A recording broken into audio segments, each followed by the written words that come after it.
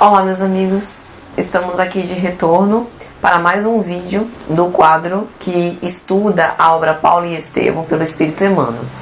Como nós dissemos algures, nós estamos compulsando esta obra formidável, uma obra primorosa do cristianismo primitivo, e provavelmente nós vamos dividir essa obra em uma centena de vídeos ou quase isso. Quem nos acompanha já nesse quadro conseguiu perceber que nós estamos dividindo cada capítulo em 2, 3 ou até 4 vídeos. O capítulo anterior, por exemplo, nas Estradas de Jope, nós dividimos em 3 vídeos, e esse capítulo 5º, a pregação de Estevão, dividiremos em 2. Essa divisão ela não segue uma sistemática muito bem delineada. Na verdade, é pela sensibilidade e é muito relativa a cada capítulo, quando a gente consegue extrair uma temática de parte daquele capítulo, a fim de que a gente possa explorar. É lógico que esses vídeos que nós estamos gravando, eles não substituem a leitura de Paulo e Estevão. Nós tentamos, dentro das nossas naturais limitações, desenvolver raciocínios de algumas lições morais que são extraídos dessa formidável obra. Espero que estejamos, de alguma sorte, sendo úteis e que essas ilações despretensiosas fomentem o desenvolvimento de outras reflexões íntimas ainda mais bem elaboradas e sofisticadas. Certo? Então hoje vamos falar da pregação de Estevão, parte 1. Bom, essa primeira parte da nossa peroração aqui fala deste capítulo. Nessa parte da obra, Saulo de Tarso e Sadoc, que é o seu amigo, entre aspas. Nós já falamos de Sadoc antes, num vídeo anterior.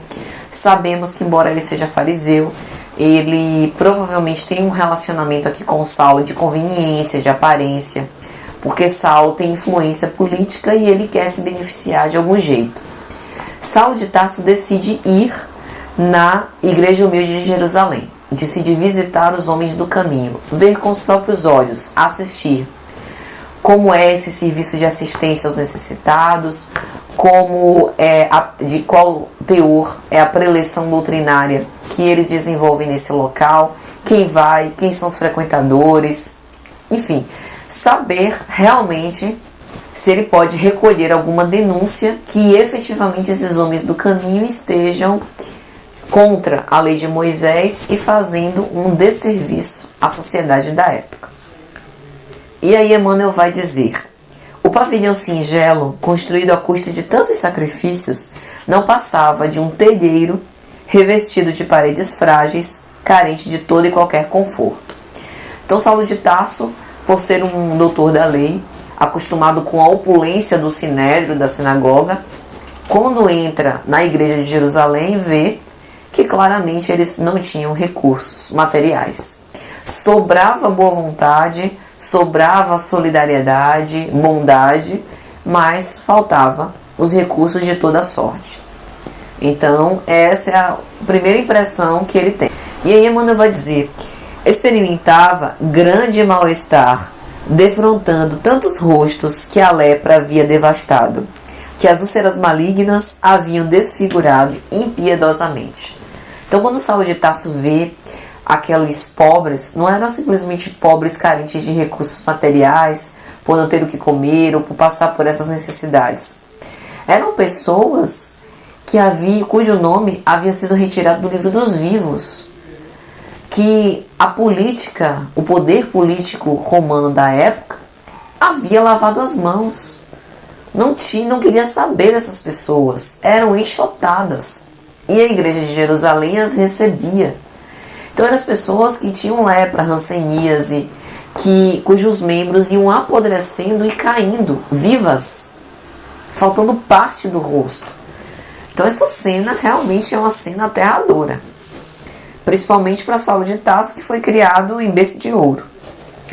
E aí Emmanuel vai continuar dizendo: sua visita ao templo ignorado dos galileus sem nome atraíra muitos afeiçoados do farisaísmo dominante, ansiosos pelos serviços eventuais que pudessem destacá-los e recomendá-los às autoridades mais importantes.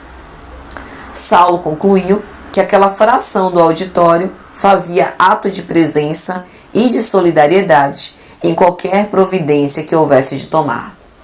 Então Saulo se surpreendeu porque ele encontrou alguns asseclas, alguns companheiros fariseus ali. E claramente eles não estavam ali para aprender o Evangelho de Jesus.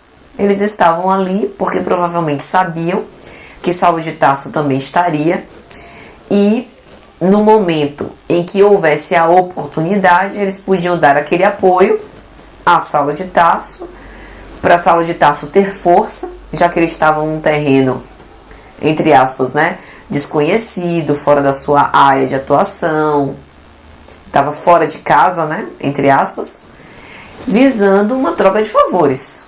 Veja que desde essa época essa troca de favores políticos já existia, E aí Emmanuel vai dizer que Sadoc permanecia fazendo comentários irônicos e pitorescos. Ele não estava nem aí para a dor do outro, para as pessoas que estavam com lepra, doentes. Estava tirando sarro com a cara de todo mundo. E Saulo de Tarso, analisando todo aquele cenário, daqui a pouco entra Estevão. E aí Emmanuel vai narrar. O moço, magro e pálido, em cuja assistência os mais infelizes julgavam encontrar um desdobramento do amor do Cristo, orou em voz alta, suplicando para si e para a Assembleia a inspiração do Todo-Poderoso. Estevão, não obstante o pouco tempo em que ele estava na igreja de Jerusalém, já havia conseguido a ternura, a atenção e a admiração de muitos daqueles enfermos, que viram nele um discípulo que vinha repetir, dar continuidade aos ensinamentos de Jesus Cristo. Então ele já gozava dessa admiração entre os espectadores. E aí Emmanuel vai narrar o discurso inspirado de Estevão, Gesiel. Eu não saberia aqui reproduzir com tanta beleza, mas vou ler um pequeno trecho. Éramos escravos das imposições pelos raciocínios, mas hoje somos livres pelo Evangelho do Cristo Jesus. O Messias atendeu aos problemas angustiosos da criatura humana com a solução do amor, que redime todos os seres e purifica todos os pecados. Moisés foi a porta, o Cristo é a chave. Com esse introito, Estevão já mostrava um profundo conhecimento das leis de Moisés, devido aos ensinamentos, principalmente por parte de sua mãe, sobretudo do livro de Isaías, que ele particularmente adorava, mas ele demonstra o profundo conhecimento da lei de Moisés e a ligação, a conexão que ele faz com o Evangelho de Jesus, mostrando que a revelação de Moisés foi necessária e que Jesus não veio destruir essa revelação, mas veio dar continuidade agora com as tintas do amor. Tudo isso ele tendo por base os escritos de Levi, apenas. E aqui cabe um parêntese. Observe que naquela época, os cristãos primitivos não tinham acesso à ciência, à filosofia e à própria religião como nós temos hoje, devido ao advento do Espiritismo. Então, nós percebemos a grandeza da espiritualidade de Estevão, justamente porque ele consegue perceber, estudando a lei de Moisés, a mesma lei que Saulo de Tarso estudou, o amor. Consegue perceber naquele Deus, não um Deus dos exércitos, como Saulo de Tarso costumava dizer, mas um pai amoroso e que quer bem a todos os seus filhos. Então isso é um patrimônio de Estevão, devido à elevação espiritual que ele já havia logrado. E aí Emmanuel vai continuar. Quando outros povos se debatiam nos interesses inferiores, cercando os falsos ídolos de falsa adoração e promovendo simultaneamente as guerras de extermínio com requintes de perversidade, tu, Israel, esperaste o Deus justo. Então aqui ele está falando das doutrinas religiosas que apregoavam o politeísmo, o culto a diversos deuses. Enquanto isso, o povo eleito de Israel já cultivava o monoteísmo, e essas bases do monoteísmo foram cruciais para que a revelação de Jesus alcandorasse essas sementes desenvolvidas por Moisés para o seu evangelho de amor. E aí Emmanuel vai continuar. Isaías o contemplou, vergado ao peso de nossas iniquidades, florescendo na aridez dos nossos corações, qual flor do céu, num solo adusto. Mas revelou também que desde a hora de sua extrema renúncia na morte infamante, a sagrada causa divina prosperaria para sempre em suas mãos. Aqui Estevão está falando da revelação de Isaías, principalmente, e nós já lemos uma parte deste livro de Isaías nesse estudo, capítulo 63, que ele vai falar da vinda do Cordeiro de Deus, que seria imolado, salvando os pecados do mundo. Aqui Estevão faz referência a isso, que desde Isaías já sabíamos da vinda do Messias, que iria se sacrificar a fim de dar vida em abundância. E aí Emmanuel vai narrar: muitos de nossa raça hão esperado um príncipe dominador, que penetrasse em triunfo a cidade santa, com os troféus sangrentos de uma batalha de ruína e morte. Seu reino é o da consciência reta e do coração purificado ao serviço de Deus. Então aqui Estevão está sendo bem contundente, dizendo que embora muitos, inclusive Saulo de Tarso, esperassem esse Deus dos exércitos, esse grande general, conforme a profecia de Joel, né, que Deus, como general, vai descer à terra, trazendo uma legião de outros espíritos que irão colocar abaixo tudo que foi criado e vão, através dessa destruição, depois construir um mundo novo. Estevão já interpreta de uma forma completamente diferente. Não. Deus aqui é Pai, não vai destruir nada. Haverá uma grande transformação moral, individual, de cada indivíduo. E essa transformação moral vai ser a necessária para que se opere a grande mudança. E aí Estevão vai continuar com seu verbo inspirado à sua preleção. E vai chegar um ponto que ele vai dizer: o Cristo é a substância da nossa liberdade. Dia virá em que seu reino abrangerá os filhos do Oriente e do Ocidente num amplexo de fraternidade e de luz.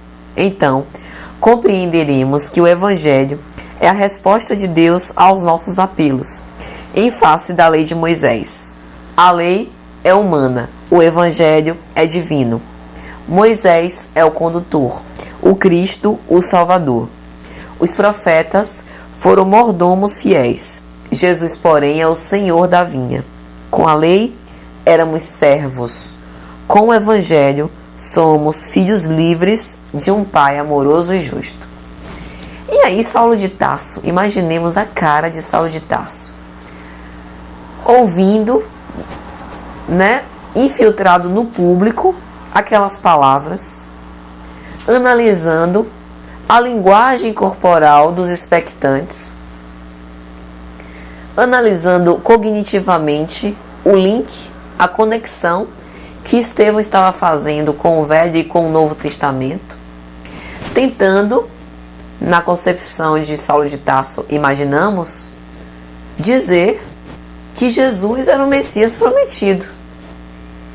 Então Saulo de Tarso reconheceu o perigo disso, de destruir a lei, de fazer com que um nazareno vulgar tomasse o lugar de um Messias prometido, representante autêntico de Deus.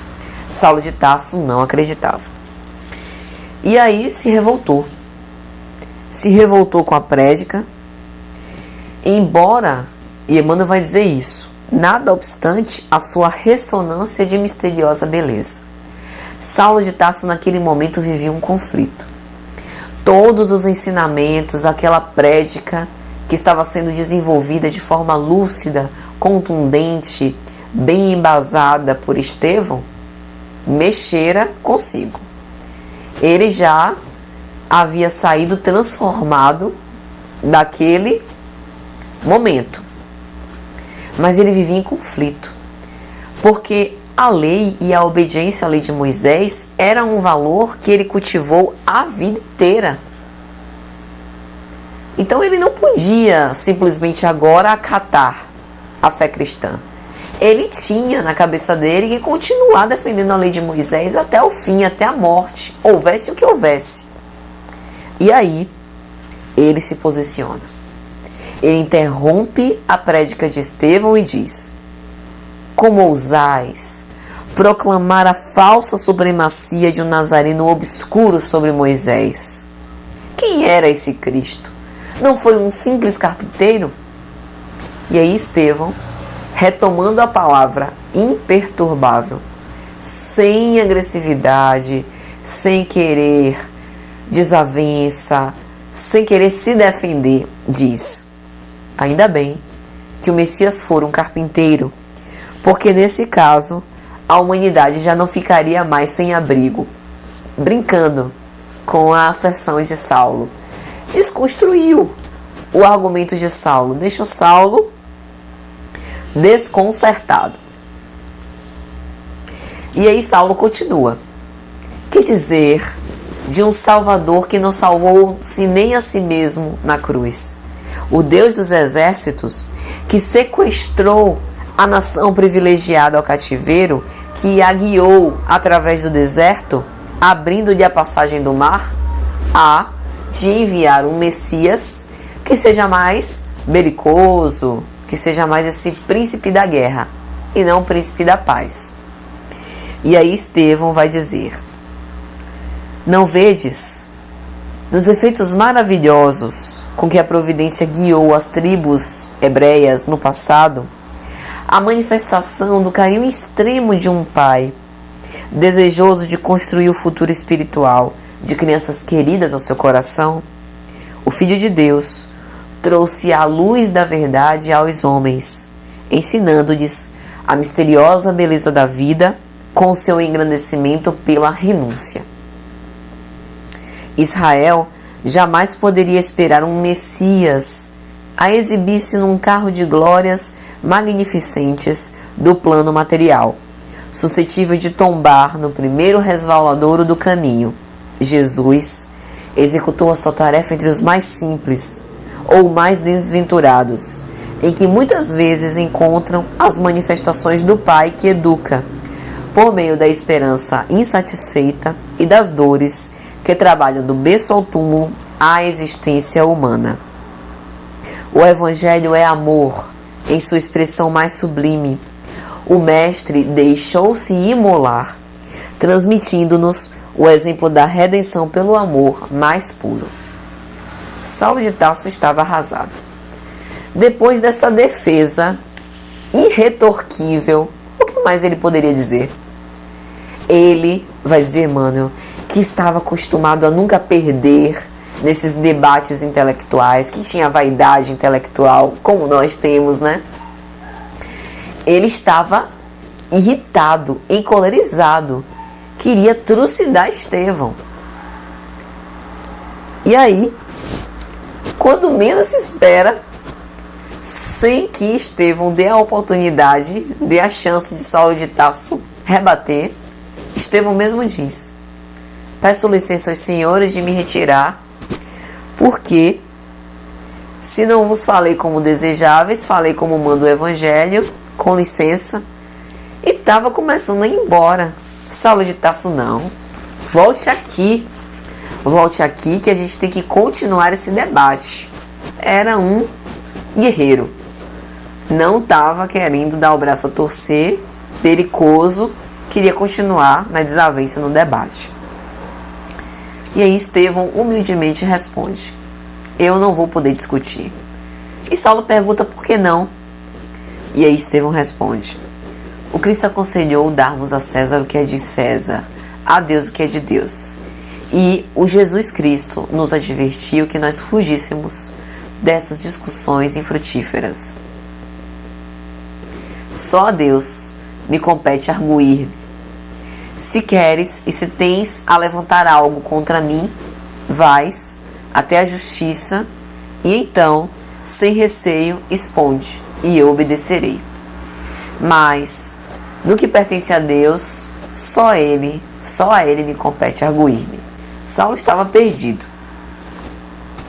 E aí ainda tenta reivindicar esse debate. E Estevão recusa, e aí Saulo de Tarso ameaça: recusais a intimativa, mas não podereis fugir ao meu desforço. Aprendereis a amar a verdade e a honrar Jerusalém, renunciando ao Nazareno insolente, que pagou na cruz os criminosos desvarios. Recorrerei ao Sinédrio para vos julgar e punir. O Sinédrio tem autoridade para desfazer vossas condenáveis alucinações. E aí Estevão responde com a frase célebre que ficou conhecida: amigo, o Sinédrio tem 1000 meios para me fazer chorar, mas não lhe reconheço poderes para obrigar-me a renunciar ao amor de Jesus Cristo. E assim terminamos a primeira parte da pregação de Estevão, meus amigos. Até a próxima, se Jesus permitir.